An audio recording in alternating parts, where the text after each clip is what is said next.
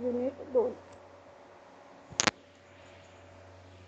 August Comte.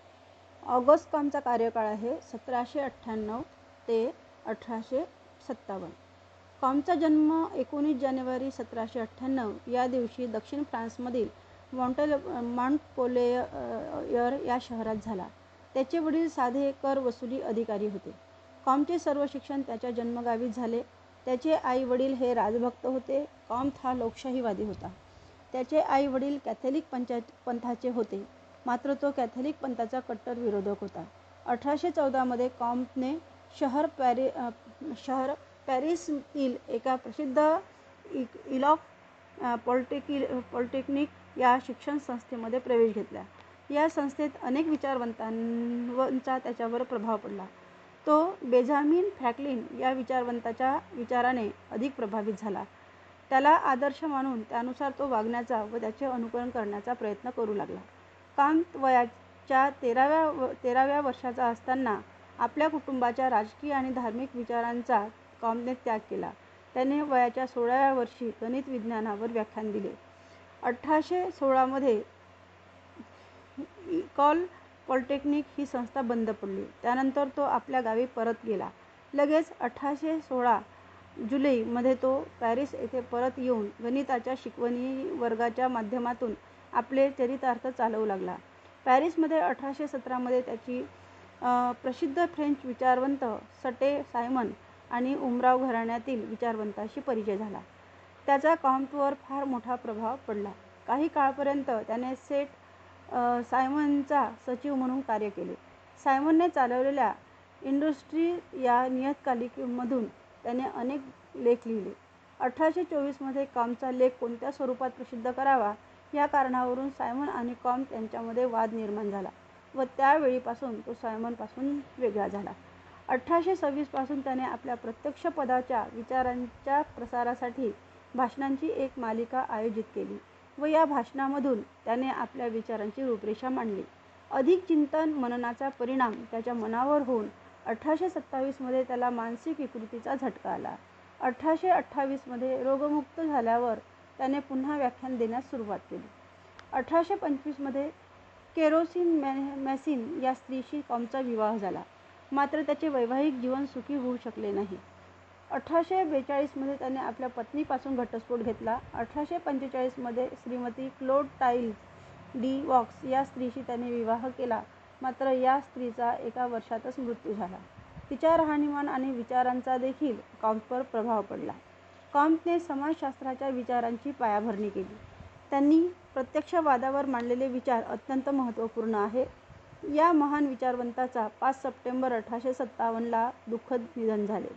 कॉम्तची ग्रंथसंपदा: वैज्ञानिक जगाचा आराखडा, समाजाची पुनर्गठनाची आवश्यकता 1822, दैवशक्तीवरचा विचार 1826, विज्ञानवादी दर्शनमार्ग 1830 ते 1842, विज्ञानवादी राजकीय नीतीचे सिद्धांत 1851 ते 1854, प्रत्यक्षवादी तत्त्वज्ञानाचा अभ्यास 1830 ते 1842. त्यानंतर कॉम्तने विज्ञानाचे केलेले वर्गीकरण. विज्ञानाच्या वर्गीकरणाच्या संदर्भात कॉम्तचे विचार हे पुढील प्रमाणे आपल्याला स्पष्ट करता येईल. कॉम्तने सामाजिक शास्त्राचा विचार करताना त्याने शास्त्राचे वर्गीकरण हा एक महत्त्वाचा सिद्धांत प्रतिपादन केला. कॉम्तने हा सिद्धांत प्रतिपादन करताना तो म्हणतो की शास्त्राचा किंवा विज्ञानाचा विकास हा निश्चित मार्गाने होत असतो. हा निश्चित मार्ग म्हणजे विकासाच्या प्रक्रियेत त्या त्या शास्त्राच्या सामान्य तत्त्वात घट होऊन विशिष्ट तत्त्वे आणि गुंतागुंत यात वाढ होत जाते. ऑगस्ट कॉम्तने आपल्या नवीन शास्त्राला तयार करताना त्या शास्त्राची व्याप्ती निश्चित करण्यासाठी, त्या शास्त्राच्या अभ्यासाची दिशा काय असावी याचा शोध घेण्यासाठी व नवीन शास्त्राचे इतर शास्त्राशी किंवा ज्ञानशाखेशी तसेच परस्पर संबंध असावे हे दाखवण्यासाठी कॉम्तचा विचार करणे भाग पाडले. त्यातूनच कॉम्तला या शास्त्राच्या वर्गीकरणाचा नियम उदयास आला. कॉम्त म्हणतो, प्रत्येक शास्त्राला एक दुसऱ्यावर काही प्रमाणात अवलंबून राहावे लागते. शास्त्राच्या या परस्परावलंबनासंबंधीचा कॉम्त विचार म्हणजे शास्त्रीय वर्गीकरणाचा विचार होय. तो म्हणतो, शास्त्राच्या अभ्यासाचा विषय जितका विशिष्ट आणि गुंतागुंतीचा तितके ते शास्त्र दुसऱ्या शास्त्रावर अधिक अवलंबून असते. याचे स्पष्टीकरण करताना कॉम्प म्हणतो, सामान्य आणि साध्या घटना प्रथम येतात व त्याचा अभ्यास करणे पण सोपे असते. कॉम्पने शास्त्राचे वर्गीकरण करताना साध्या व सामान्य घटनांचा अभ्यास करणाऱ्या शास्त्राला पहिला क्रमांक दिला आहे. दुसऱ्या शब्दात असे म्हणता येईल की मानवी ज्ञानाचे पहिले शास्त्र हे अत्यंत साध्या घटनांशी निगडित असले पाहिजे. त्यानंतर नंबर 2 चे शास्त्र हे थोड्या गुंतागुंतीच्या घटनांचा अभ्यास करते. त्यानंतरचे तिसरे शास्त्र हे त्यापेक्षा जास्त गुंतागुंतीच्या घटनांचा अभ्यास करीत असते. कॉम्प पुढे असेही म्हणतो की प्रत्येक शास्त्र हे आपल्यापूर्वी निर्माण झाले त्या शास्त्राच्या तथ्यावर आधारलेले असते आणि त्यात ते शास्त्र स्वतः तयार केलेल्या तथ्यांची भर घालीत असते. कॉम्पच्या या वरील विचारांचा सारांश रूपाने विचार केल्यास असे म्हणता येईल की सृष्टीतील साध्य आणि सोप्या घटनेचे अध्ययन करणारे शास्त्र हे पहिल्या क्रमांकाचे, तर त्यानंतर जसजसा अभ्यास विषय गुंतागुंतीचा होत जाईल त्यानुसार त्यांचा क्रमांक लागत जाईल. म्हणजे शास्त्राचे वर्गीकरण करताना घटनेच्या आधारे कॉम्पने शास्त्राचा दर्जा निश्चित करण्याचा प्रयत्न केला आहे. कॉम्पचे शास्त्राचे वर्गीकरण पुढील आकृतीच्या सहाय्याने स्पष्ट करता येईल. गणित, खगोलशास्त्र, भौतिकशास्त्र, जीवशास्त्र, समाजशास्त्र. गणित हे मूलभूत शास्त्र असून समाजशास्त्र हे उच्च स्थानावर आहे. कॉम्पने अशा प्रकारे शास्त्राचे वर्गीकरण सोप्या आणि साध्या घटनेकडून गुंतागुंतीच्या घटनेचे अध्ययन करणाऱ्या शास्त्रापर्यंत करून समाजशास्त्र हे अत्यंत आधुनिक व गुंतागुंतीचे शास्त्र असल्यामुळे त्याला आपल्या शास्त्राच्या वर्गीकरणात सर्वोच्च स्थान दिलेले आहे. शास्त्राच्या वर्गीकरणाबरोबरच कॉम्पने शास्त्राचा परस्परावलंबनाचा देखील विचार केला आहे, ज्याचा विचार पुढील मुद्द्याच्या आधारे करता येतो. नंबर 1. कॉम्पने आपल्या शास्त्राच्या वर्गीकरणाची सुरुवात गणितापासून केली आहे. त्याच्या मते गणित हे अत्यंत प्राचीन व मूलभूत शास्त्र असून त्यांचे निष्कर्ष अधिकाधिक अचूक असतात. सामाजिक तसेच नैसर्गिक घटनांचे विश्लेषण करून नवीन कायद्याचा शोध घेण्याचे कार्य गणितातर्फे केले जाते. 2 किंवा 2 पेक्षा जास्त घटकांमधील कार्यकारण संबंध काय आहे हे गणितशास्त्राने स्पष्ट मोजता येते. उदाहरणार्थ, लोकसंख्या समाजासाठी आवश्यक जीवशास्त्रीय घटक, लोकसंख्येतील स्त्री पुरुषांचे प्रमाण, बालक, तरुण, वृद्ध यांचे प्रमाण, सुशिक्षित अशिक्षित यांची लोकसंख्या इत्यादी विश्लेषण गणितशास्त्राच्या आधारे करता येते.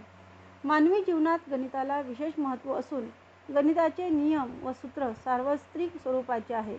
तसेच ते साधे व समजण्यास सोपे आहे. म्हणून कॉम्पने शास्त्राच्या वर्गीकरणाची सुरुवात गणितापासून केली आहे. नंबर 2. गणितानंतर कॉम्पने खगोलशास्त्राचा नंबर लावला आहे. सृष्टीतील घटकांचे वर्गीकरण कॉम्प पुढील प्रमाणे करतो. सृष्टीतील घटकांचे 2 घटक आहे, असेंद्रिय घटक आणि सेंद्रिय घटक. असेंद्रिय घटकामध्ये खगोलशास्त्रीय घटक आणि पृथ्वीवरील घटक हे 2 आहेत. खगोलशास्त्रीय घटकामध्ये ग्रह, तारे, उल्का यांचा समावेश होतो, तर पृथ्वीवरील घटकामध्ये भौतिकशास्त्र आणि रसायनशास्त्र या घटकांचा समावेश होतो. त्यानंतर सेंद्रिय घटकामध्ये वनस्पती, पशु आणि जीवशास्त्र या 2 घटकांचा समावेश होतो आणि दुसऱ्या घटकामध्ये व्यक्तिगत घटक आणि समाजशास्त्र घटक असे वर्गीकरण केलेले आहे. असेंद्रिय घटकात खगोलातील घटक आणि पृथ्वीवरील घटक यांचा समावेश होतो. कॉम्प शास्त्राचे वर्गीकरण करताना दुसऱ्या क्रमांकावर खगोलशास्त्राचा विचार करतो. या खगोलशास्त्रात अवकाशातील ग्रह, तारे, चंद्र, सूर्य तसेच ग्रहांची सूर्याभोवती फिरण्याची गती, आकाशताऱ्यांची गती, पृथ्वीच्या गतीचा अभ्यास इत्यादी बाबी खगोलशास्त्राच्या कार्यक्षेत्रात येतात.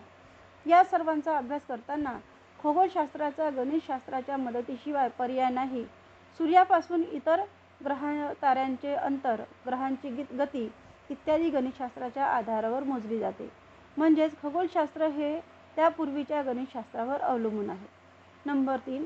कॉम्प म्हणतो असेंद्रिय घटकात पुन्हा भौतिक आणि रासायनिक घटकाचा समावेश होतो. सृष्टीतील भौतिक घटकांचा अभ्यास भौतिकशास्त्र करते, तर भौतिक पदार्थातील मूलभूत व तत्त्वांचा अभ्यास रसायनशास्त्रात केला जातो. जसे पाणी एक द्रव्य म्हणून भौतिकशास्त्र त्याचे वर्गीकरण करत असेल, तर रसायनशास्त्र हायड्रोजनचे घटक व ऑक्सिजनचा घटक H2O याचे संयोग म्हणजे पाणी यावर प्रकाश टाकेल. म्हणजेच रसायनशास्त्र घटक भौतिकशास्त्र याच्या नियमावर अवलंबून असते, परंतु भौतिकशास्त्रात वर मात्र रसायनशास्त्राच्या नियमाचा तितकासा परिणाम होत नाही. रासायनिक क्रिया वजन, उष्णता, वीज भौतिकशास्त्रावर अवलंबून असतात. उदाहरणार्थ पाण्याचे बर्फात रूपांतर करताना पाण्यातील उष्णता बाहेर फेकली जाते. पाण्याचे बर्फात रूपांतर करण्याची प्रक्रिया रासायनिक आहे, पण त्यासाठी भौतिकशास्त्राच्या नियमांचा आधार घ्यावा लागतो. नंबर 4. सृष्टीतील सेंद्रिय घटकांचे दोन भाग पडतात. या घटकात पशु आणि वनस्पती, व्याप्ती आणि गट यांचा समावेश होतो. या सर्व घटकांचा अभ्यास सर्वसामान्यपणे शरीरशास्त्राच्या आधारावर केला जातो. या शरीरशास्त्राचे आधुनिक नाव जीवशास्त्र आहे. जीवशास्त्राला आपल्या पूर्वीच्या शास्त्रावर अवलंबून राहावे लागते. गणिताशिवाय जीवशास्त्राला आपल्या निर्णयामध्ये अचूकता आणता आली नसती. सर्व सजीवांची आयुमर्यादा ही गणिताच्या आधारे जीवशास्त्राला निश्चित करता येते. तसेच काही जीवशास्त्रीय नियम खगोलशास्त्राच्या घटकाद्वारा मर्यादित केले जातात. जसे समजा पृथ्वी ही जर आज ज्या गतीने स्वतःभोवती फिरते त्यापेक्षा जास्त गतीने फिरली असती तर प्राकृतिक घटकांचा मार्ग अधिक गतिक्षम झाला असता व पर्यायाने सजीवांचे आयुष्यमान कमी झाले असते. त्याचबरोबर जीवशास्त्र, भौतिकशास्त्र व रसायनशास्त्राचे देखील ऋणी आहेत, कारण वजन, तापमान यासारख्या गोष्टींचा सजीवावर परिणाम होतो. जसे मानवी शरीराचे वजन किती आहे यावर मानवी आरोग्य अवलंबून असते, तसेच आहार व शरीरातील विविध ग्रंथींचा स्त्राव यासारख्या रासायनिक घटकांचा विचार रसायनशास्त्रात केला जातो. सजीवाने काय खावे, काय खाऊ नये, त्याचा परिणाम शरीरावर, आयुष्यावर कसा होतो इत्यादीचा विचार जीवशास्त्राच्या, रसायनशास्त्राच्या ज्ञानाच्या आधारे करावा लागतो. नंबर 5. सेंद्रिय घटकाचा विचार करताना जीवशास्त्रात सजीवांचा विचार केला जातो. मात्र सांघिक जीवनाचा अभ्यास हे एक विशिष्ट अभ्यास क्षेत्र आहे. कॉम्पने याला सामाजिक भौतिकशास्त्र अशी संज्ञा वापरली व नंतर त्याने त्याचाच समाजशास्त्र ही संज्ञा उपयोगात आणली. कॉम्प म्हणतो, समाजशास्त्र हे जैविक, रासायनिक, भौतिक आणि खगोलशास्त्रीय ज्ञानावर अवलंबून असून गणिताचा साधन म्हणून उपयोग करते. कॉम्पने सामाजिक व्यवस्था व सामाजिक प्रगती याचा अभ्यास करणारे शास्त्र म्हणजे समाजशास्त्र अशी व्याख्या केली असून हे शास्त्र इतर शास्त्रापेक्षा आधुनिक असल्याचे स्पष्ट केले आहे. म्हणून शास्त्राच्या स्तरीकरणात समाजशास्त्राला सर्वोच्च स्थान दिले गेले आहे. समाजशास्त्र समाजाचा अभ्यास करणारे शास्त्र असले तरी केवळ सामाजिक घटक अभ्यासणे हे समाजशास्त्राच्या अध्ययनाचे कार्य नसून समाजाच्या मूलभूत नियमांचे शोध घेणे हे समाजशास्त्राचे ध्येय आहे. तसेच सामाजिक घटनेच्या संदर्भात सर्वसामान्य नियम तयार करणे समाजशास्त्राचे उद्दिष्ट आहे. हे सर्वसामान्य नियम निरीक्षण आणि पुनर्परीक्षण या निकषावर घासून तयार केले जातात. आता आपल्याला पाहायचं आहे प्रत्यक्षवाद. ऑगस्ट कॉम्पने प्रत्यक्षवादावर आपले जे विचार मांडलेले आहेत किंवा जे योगदान दिलेले आहेत ते आपल्याला शब्दरूपाने मांडायचे आहेत. प्रत्यक्षवादाला वैज्ञानिकता असेही म्हणता येईल. ऑगस्ट कॉम्प यांनी समाजशास्त्राचा विचार करताना सामाजिक भौतिकशास्त्र अशी सुरुवातीची संकल्पना मांडली होती. म्हणजेच भौतिकशास्त्रात ज्याप्रमाणे निरीक्षणाच्या आधारे अभ्यास केला जातो, तथ्याचे संकलन केले जाऊन सिद्धांत प्रतिपादन केले जातात, त्याचप्रमाणे सामाजिक शास्त्रात देखील वैज्ञानिकता आणणे म्हणजे प्रत्यक्षवाद होय. दुसऱ्या शब्दात वैज्ञानिक शब्दांचा पर्यायी शब्द प्रत्ययवाद होय. प्रत्ययवादाचा मुख्य उद्देश धार्मिक आणि तात्विक संकल्पना किंवा विचारापासून मानवाला मुक्त करून सामाजिक अध्ययन किंवा संशोधन हे शास्त्रीय स्तरावर आणणे हा आहे. म्हणजेच नैसर्गिक शास्त्राच्या पद्धतीस सामाजिक अध्ययनामध्ये आणून सामाजिक शास्त्रात देखील बौद्धिकशास्त्र, रसायनशास्त्र इत्यादी शास्त्राप्रमाणे यथार्थ बनविले हा कॉम्पच्या पद्धतीशास्त्राचा हेतू होता. प्रत्ययवादासंदर्भात कॉम्पने सामाजिक शास्त्रांना दिलेले योगदान जरी महत्त्वपूर्ण असले तरी कॉम्प प्रत्ययवादाचा जनक नाही, तर कॉम्पपूर्वी ह्यूम, कॉम्प, गाल यांनी प्रत्ययवादासंदर्भात आपले विचार मांडलेले आहेत आणि कॉम्पच्या प्रत्ययवादावर या विचारवंतांच्या विचारांचा प्रभाव आलेला दिसून येतो. वैज्ञानिक पद्धतीच्या आधारावर ज्ञान प्राप्त हाच प्रत्ययवाद होय. कॉम्पच्या मते संपूर्ण विश्व विशिष्ट नैसर्गिक नियमाद्वारा व्यवस्थित व निर्देशित होते. या नियमांना धार्मिक किंवा तात्विक आधारावर स्पष्ट करणे शक्य नाही. त्याकरिता शास्त्रीय पद्धतीद्वारे हे नियम लक्षात येतात. शास्त्रीय पद्धतीमध्ये कल्पनांना कोणतेही स्थान नाही, तर निरीक्षण, प्रयोग आणि वर्गीकरणाची एक व्यवस्थित कार्यप्रणाली म्हणजे विज्ञान होय. अशा या वैज्ञानिक पद्धतीद्वारे ज्ञान प्राप्त करणे म्हणजे प्रत्यक्षवाद होय. प्रत्यक्षवादाद्वारे समाजाचे अध्ययन. निरीक्षण, प्रयोग आणि वर्गीकरणाच्या कार्यपद्धतीद्वारा ज्याप्रमाणे नैसर्गिक घटनांचे अध्ययन केले जाते, या पद्धतीद्वाराच मानवी समाजाचे देखील अध्ययन करणे शक्य होते, कारण समाज देखील निसर्गाचाच एक भाग आहे. कॉम्ट म्हणतो, ज्याप्रमाणे नैसर्गिक घटना विशिष्ट निश्चित नियमांच्या आधारे घडतात, म्हणजे चंद्र आणि सूर्याचे येणे जाणे, ऋतुचक्र, दिवस रात्र, त्याचबरोबर सृष्टीतील अनेक घडामोडी ह्या आकस्मिक घटना नाही, तर यामागे एक विशिष्ट नियम आहेत. म्हणजे निसर्गाचे संचालन अशा विशिष्ट नियमांच्याच आधारे होत असते. त्याचबरोबर मानवी समाजात देखील विविध घडणाऱ्या सामाजिक घडामोडी ह्या आकस्मिक नसून त्यामागे विशिष्ट नियम कारणीभूत आहे. त्या विशिष्ट नियमानुसारच त्या सर्व सामाजिक घडामोडी घडत असतात. या मानवी सामाजिक घडामोडीचे अध्ययन धार्मिक आणि तात्विक आधारावर न करता वैज्ञानिक पद्धती, निरीक्षण, प्रयोग, वर्गीकरण, तर समाजाचे यथार्थपणे अध्ययन करणे शक्य आहे. अशा प्रकारे मानवी समाजाचे अध्ययन करणे म्हणजे कॉम्टचा प्रत्यक्षवाद होय. कॉम्टने सामाजिक शास्त्रात वैज्ञानिकता आणण्यासाठी प्रत्यक्षवादाचा उपयोग करण्याचा प्रयत्न केला आहे. कॉम्ट म्हणतो, सामाजिक शास्त्रात प्रत्यक्षवाद ही एक अध्ययनाचे शास्त्रीय साधन बनवल्यास मानवाचा बौद्धिक विकास सहज शक्य होईल.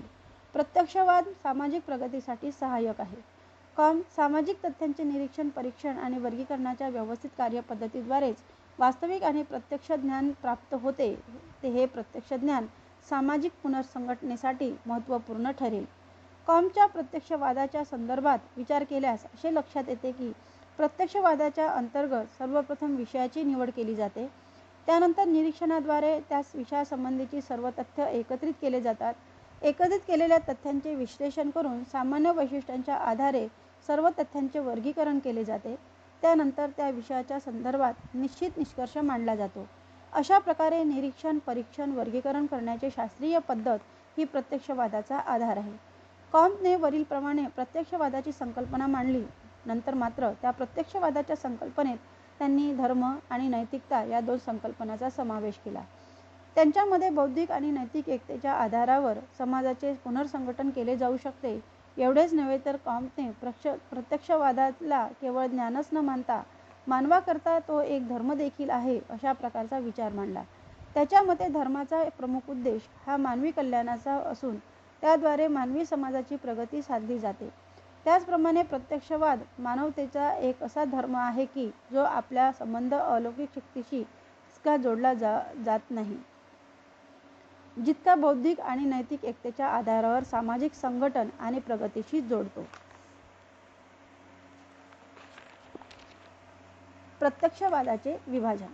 कॉम्टच्या मते प्रत्यक्षवाद हे असे वैज्ञानिक मत आहे की ज्याद्वारे संपूर्ण मानवी समाजाचे भौतिक आणि नैतिक कल्याण साधते. कॉम्टने आपल्या प्रत्यक्षवादाचे विभाजन पुढील प्रमाणे केलेले आहे. प्रत्यक्षवादाचे विभाजन करताना त्यांनी पुढील घटक मांडलेले आहेत. त्यामध्ये नंबर 1 विज्ञानाचे तत्वज्ञान हा पहिला घटक असून यामध्ये मानवाने आपल्या प्रगतीकरता आपल्या परीक्षणावर आणि प्रयत्नावर विश्वास ठेवला पाहिजे. अशा विश्वासामुळे आपले भाग्य आणि परिस्थितीमध्ये सुधारणा घडवू शकते. या तत्वज्ञानाच्या अंतर्गत गणितशास्त्र, खगोलशास्त्र, पदार्थशास्त्र, प्राणीशास्त्र, समाजशास्त्र यासारख्या शास्त्रांचा समावेश होतो. दुसरा घटक आहे वैज्ञानिक धर्म आणि नीतिशास्त्र. या घटकामध्ये धर्माच्या अलौकिक शक्तीशी प्रत्यक्ष कोणताही संबंध नाही, तर संपूर्ण मानव समाजाचे कल्याण साधणे तसेच दुसऱ्याच्या सेवेसाठी अधिक उपयुक्त होण्यासाठी शारीरिक, भौतिक आणि नैतिक प्रगती करणे हीच प्रत्यक्षवादी संक्षिप्त नैतिक संहिता होय. तिसरा घटक आहे प्रत्यक्ष राजकारण. प्रत्यक्षवादाचे विभाजन करताना प्रत्यक्ष राजकारणाचा घटकाचा उद्देश युद्धाचे दमन करणे आणि युरोपीय राष्ट्रांनी मिळून मित्र राष्ट्रांची स्थापना करणे हा आहे. कॉम्टने आपल्या विचारात धार्मिक आणि नैतिक बाबीला विशेष महत्त्व दिले आहे.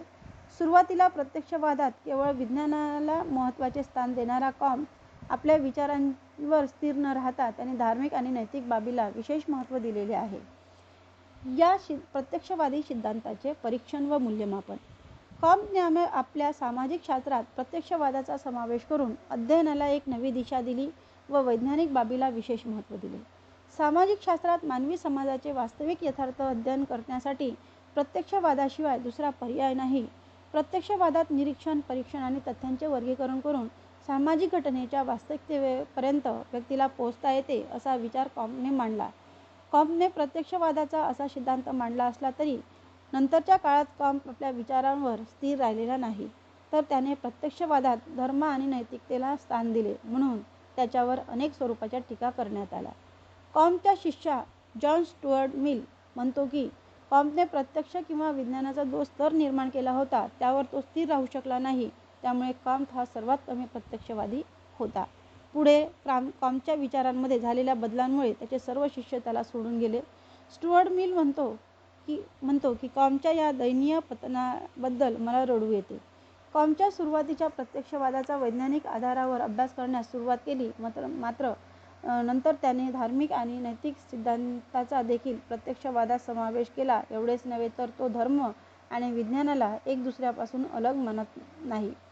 कॉम्पचा प्रत्यक्षवाद एका बाजूला विज्ञान आहे तर दुसऱ्या बाजूला धर्मसुद्धा आहे अशा प्रकारची टीका प्रत्यक्षवादावर केली जाते.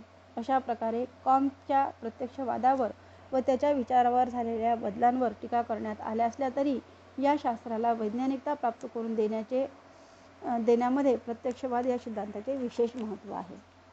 त्यानंतर आहे कॉम्पचे सामाजिक स्थितीशास्त्र आणि गतिशास्त्र. कॉम्पने आपल्या विचारसरणीमध्ये समाजशास्त्रीय विचार स्पष्ट करत असताना सामाजिक स्थितीशास्त्र आणि गतिशास्त्र याचा विचार केलेला आहे.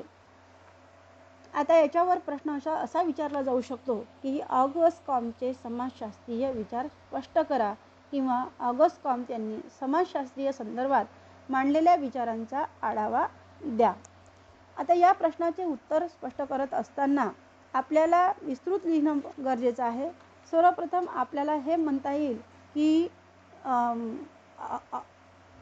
ऑगस्ट कॉम्पचे समाजशास्त्रातील योगदान काय आहे याची प्रस्तावना करून आपल्याला हे घटक पहिल्यांदा आपल्याला व्यक्त करावे लागेल आणि त्यानंतरच या प्रश्नाचे उत्तर आपल्याला लिहिता येईल. उत्तर: समाजशास्त्राचा उदय एकाच वेळी झाला नाही, तर समाजशास्त्रीय विचार उदयास येण्यासाठी त्या काळची पार्श्वभूमी अत्यंत महत्त्वाची ठरली. कॉम्पपूर्वी सुद्धा मानवी समाजाचे अध्ययन केले जात होते. वेगवेगळ्या अभ्यासकांनी आपल्या अध्ययनात मानवी समाजाचा अभ्यास केला असला तरी मानवी समाजाचा स्वतंत्रपणे अभ्यास करण्याचा सर्वप्रथम प्रयत्न ऑगस्ट कॉम्प यांनी केला. कॉम्पने मानवी समाजाचा अभ्यास वैज्ञानिक पद्धतीने करण्यावर भर दिला. त्याने वैज्ञानिक पद्धतीला विशेष महत्त्व दिलेले आढळून येते. कॉम्पपूर्वी प्रत्येक घटनांचे अध्ययन हे धार्मिक आणि तात्विक पद्धतीने करण्याची पद्धत रूढ होती. धर्माच्या विरुद्ध एखाद्या घटनांचे विश्लेषण केले गेले तर त्या व्यक्तीस धर्माद्वारा कठोर दंडित करण्यात येत होते. ऑगस्ट कॉम्प यांना मात्र सामाजिक अध्ययनामध्ये निरीक्षण आणि वर्गीकरणाच्या एक व्यवस्थित वैज्ञानिक पद्धतीचा अवलंब करण्याची आवश्यकता वाटत होती. त्याच्या मते सामाजिक घटनांचे अध्ययन हे एक विशेष अध्ययन क्षेत्र आहे, ज्यामध्ये व्यक्तीच्या सामूहिक जीवनाची अभिवृत्ती होते. त्याचप्रमाणे जीवशास्त्रामध्ये संपूर्ण प्राणी आणि वनस्पती यांच्या शारीरिक रचना व कार्यांचा अभ्यास होतो. त्याप्रमाणे सामूहिक जीवन आणि त्या संबंधात मूलभूत नियमांचे अध्ययन करण्याकरता एक वेगळ्या विज्ञानाची आवश्यकता आहे. त्यामुळे सुरुवातीला त्या विज्ञानाला कॉम्पने सामाजिक भौतिकशास्त्र असे नाव दिले होते. 1935 मध्ये क्विटलेट या संख्याशास्त्रज्ञाने सामाजिक भौतिकशास्त्र हा एक वेगळ्या विषयावर प्रसिद्ध ग्रंथ प्रसिद्ध केला होता. म्हणून कॉम्पने सामाजिक घटनांचे अध्ययन करणाऱ्या विज्ञानास दिलेले सामाजिक भौतिकशास्त्र हे नाव बदलले. 1938 मध्ये the course of positive philosophy या ग्रंथाच्या 4थ्या खंडामध्ये कॉम्पने समाजशास्त्र हे नवीन नाव वापरले. याच काळात हॅरी जॉन्सन यांनी देखील सोशिओलॉजी हा ग्रंथ प्रसिद्ध केला आणि त्यावेळेपासून मानवी समाजाचे अध्ययन करणाऱ्या शास्त्राला समाजशास्त्र ही संज्ञा वापरण्यात आली आणि म्हणून समाजशास्त्राचे जनक म्हणून ऑगस्ट कॉम्प यांचा उल्लेख केला जातो, ज्यांनी समाजशास्त्राच्या ज्ञानशाखेची मुहूर्तमेढ केली. आता कॉम्पने समाजशास्त्राची व्याख्या कशा प्रकारे केलेली आहे हे आपल्याला पाहायचं आहे. कॉम्पने समाजशास्त्राचा अर्थ स्पष्ट करीत असताना पुढील प्रमाणे व्याख्या दिलेली आहे. कॉमच्या मते समाजशास्त्र हे प्रामुख्याने सामाजिक व्यवस्था आणि प्रगतीचे विज्ञान आहे आणि अधिक सामान्य स्वरूपात हे सामाजिक घटनांचे विज्ञान आहे. कॉमने समाजशास्त्राची व्याख्या करताना समाजाला एक व्यवस्था आहे असे मानतात. ही व्यवस्था अखंड नसून अनेक भाग मिळून ती बनलेली आहे. हे सर्व एक दुसऱ्यावर आधारित आणि परस्परावलंबी आहे. यावरून कॉमने सामाजिक समन्वयाची संकल्पना मांडली. समाजव्यवस्थेतील हे सर्व भाग परस्पर संबंधित असले तरी ते एक नाहीत. त्यांच्यात फरक आहे तरी देखील या सर्व भागात सामंजस्य निर्माण होणे हाच सामाजिक व्यवस्थेचा आधार आहे. कॉम त्यांनी समाजव्यवस्थेला गतिशील व्यवस्था मानून त्यात सतत परिवर्तन होत असते असा विचार मांडला व समाजशास्त्राला सामाजिक प्रगतीचे विज्ञान आहे असे मानले. कॉम म्हणतो, समाजशास्त्र हे एक भौतिक आणि नैतिक सिद्धांताचा शोध घेते की ज्याद्वारा सामाजिक प्रगती करणे शक्य होते. म्हणजे समाजशास्त्र हे सामाजिक व्यवस्था आणि सामाजिक क्रांतीचे विज्ञान आहे असे कॉम प्रतिपादन करतो. कॉम म्हणतो, समाजशास्त्र हे केवळ मानवी समाजाच्या कोणत्याही विशिष्ट घटकांचे अध्ययन करीत नाही तर संपूर्ण मानवी समाजाचे समग्र स्वरूपात अध्ययन केले जाते. तो म्हणतो, सामाजिक जीवनाचे विविध अंग असतात व ते सर्व एक दुसऱ्यावर निर्भर आणि परस्परावलंबी असतात, संबंधित असतात. त्यामुळे समाजशास्त्र या वेगवेगळ्या भागांना एकत्र करून त्यांच्या परस्पर संबंधित स्वरूपाचे अध्ययन करते. म्हणून समाजशास्त्र हे एक समन्वयात्मक शास्त्र आहे असा विचार ऑगस्ट कॉम त्यांनी मांडलेला आढळून येतो. समाजशास्त्राच्या व्याख्या. ऑगस्ट कॉम म्हणतो की समाजशास्त्राचे अध्ययन करताना पुढील 2 घटकांना लक्षात घेऊन अध्ययन करावे. त्यामध्ये सामाजिक स्थितिविज्ञान, नंबर 2 सामाजिक गतिविज्ञान. कॉम त्यांनी मांडलेल्या वरील घटकापैकी सामाजिक स्थितिविज्ञान हे समाजाच्या संरचनेशी संबंधित आहे तर सामाजिक गतिविज्ञान हे समाजाच्या विकासाशी संबंधित आहे असे तो मानतो, ज्याला थोडक्यात पुढील विचार मांडता येईल. सामाजिक स्थितिविज्ञान. कॉम त्यांनी सामाजिक स्थितीशास्त्राला समाजशास्त्राची शाखा मानलेले आहे. सामाजिक स्थितीशास्त्रानुसार सामाजिक व्यवस्थेच्या तत्त्वाचे विवरण केले आहे. कॉम म्हणतो, मानवी समाजाची जडणघडण ही नैसर्गिक नियमांना अनुसरून होत असते. सामाजिक व्यवस्थेमध्ये निर्माण होणारे विविध प्रश्न व समस्यांवर मानवाने बुद्धिमत्तेच्या आधारावर उत्तर शोधून काढतो आणि समस्या निर्माण होऊ नये म्हणून विशेष स्वरूपाचे नियम तयार करतो. अशा तयार केल्या गेलेल्या नियमांचे स्वरूप हे लवचिक स्वरूपाचे असते. समाजातील विविध घटकात व्यवस्था निर्माण होण्यासाठी वैचारिक ऐक्याची आवश्यकता प्रतिपादन केलेली आहे. सामाजिक स्थितीशास्त्रामध्ये सामाजिक अवयवांचा म्हणजे समाजातील विभागांचा त्यांच्यातील परस्पर संबंधाचा अभ्यास केला पाहिजे. कॉम म्हणतो, शरीर रचनेमध्ये विविध अवयव हे परस्पर संबंधित व परस्परावर निर्भर असून त्यात सामंजस्य निर्माण होते. हे सामंजस्य शरीर रचना चालवण्यासाठी अत्यंत महत्त्वाचे आहे. समाजव्यवस्था ही देखील असेच विविध घटक मिळून बनलेली आहे. या विविध घटकांमध्ये जोपर्यंत सामंजस्य निर्माण होणार नाही तोपर्यंत समाजव्यवस्था सुरळीत चालणार नाही. समाजव्यवस्थेमध्ये सामाजिक, आर्थिक, राजकीय, धार्मिक अशा विविध संघटनांमध्ये सामंजस्य असणे आवश्यक आहे. समाजामध्ये निर्माण होणाऱ्या विविध समस्यांचे निराकरण करणे आवश्यक आहे. अशा समस्या सोडवण्यासाठी क्रांती अथवा दहशतवादाच्या मार्गाचा अवलंब न करता समायोजनाचा मार्ग स्वीकारण्यात कॉमने भर दिला आहे. समाजव्यवस्थेत व्यक्ती, कुटुंब व विशाल सामाजिक गट या 3 मूलभूत घटकांचा समावेश होत असतो. समाजातील व्यक्ती हा घटक जरी समाजाचा अविभाज्य असला तरी केवळ व्यक्तीला समाजशास्त्राचा अभ्यास विषय मानणे योग्य ठरणार नाही. या उलट व्यक्तीची जडणघडण ज्या कुटुंबात होते, व्यक्तीच्या व्यक्तिमत्त्वावर ज्या इतर सामाजिक संस्थांचा प्रभाव पडतो त्या सामाजिक संस्थांचा अभ्यास करणे अधिक संयुक्तिक ठरले असा विचार कॉमने प्रतिपादन केला आहे. कॉम म्हणतो, व्यक्तीचा जन्म कुटुंबात होतो, तो कुटुंबात वाढतो, त्याच्या व्यक्तिमत्त्वाची जडणघडणही कुटुंबामध्येच होते. कुटुंबाच्या पारस्परिक संबंधांमधून समाजात जातीवर्ग यासारखे घटक निर्माण होऊन पुढे देश आणि राष्ट्र जन्मास येते. संपूर्ण मानवी वंश हा एक कुटुंबाच्या होणाऱ्या विस्तारातून झाली असा विचार त्यांनी मांडला व सामाजिक स्थितीशास्त्राच्या शाखेत कुटुंब संस्थेस उदात्त स्वरूप देण्याचा प्रयत्न केलेला आहे. समाजामध्ये विविधता आहे. या विविधतेतून एकता निर्माण करण्याच्या दृष्टीने भाषा, धर्म आणि श्रम विभाजन ह्या तीन घटकांना त्यांनी महत्त्वाचे मानले आहे. कॉम्ट म्हणतो, सामाजिक संपर्क वाढवण्याच्या दृष्टीने व सामाजिक ऐक्य आणि अखंडत्व टिकवून ठेवण्याच्या दृष्टीने भाषेचे अत्यंत महत्त्वाचे स्थान आहे. तसेच समाजातील व्यक्तीच्या वर्तनावर नियंत्रण प्रस्थापित करण्याकरता धर्म हा महत्त्वाची भूमिका वठवतो. भाषेबरोबरच धर्माचे स्थान श्रेष्ठ आहे हे स्पष्ट करण्याचा प्रयत्न कॉम्टने केलेला आहे. व्यक्तिमत्त्वाच्या पोषक वातावरणासाठी कॉम्टने श्रमविभाजनाचे महत्त्व विशद केले आहे. औद्योगिक क्रांती झाल्यानंतर श्रमविभाजन व विशेषीकरणाला विशेष महत्त्व आले. औद्योगिकरणामुळे व्यक्तिवादी विचारसरणी वाढू लागली आहे. त्याचा परिणाम लोकांच्या वैयक्तिक व सामाजिक जीवनावर होऊ लागला. सामाजिक नैतिक मूल्यांचा ऱ्हास होऊ लागल्याने विघातक प्रवृत्तींना अधिक चालना मिळू लागली आहे. या विघातक प्रवृत्तीवर समाजातील आत्मिक शक्ती नियंत्रण टाकू शकतील असा विश्वास कॉम्टने व्यक्त केला आहे. एकंदरीत विचार करता सामाजिक स्थितीशास्त्राचा उद्देश समाजातील सामाजिक अवयवांमधील एकमताचा शोध आणि सामाजिक स्थिरत्वाच्या परिस्थितीचा शोध घेणे हा आहे, असा विचार कॉम्टने व्यक्त केला आहे. समाजामध्ये काही घटक हे काळ परिस्थिती बदलली तरी स्थिर असतात.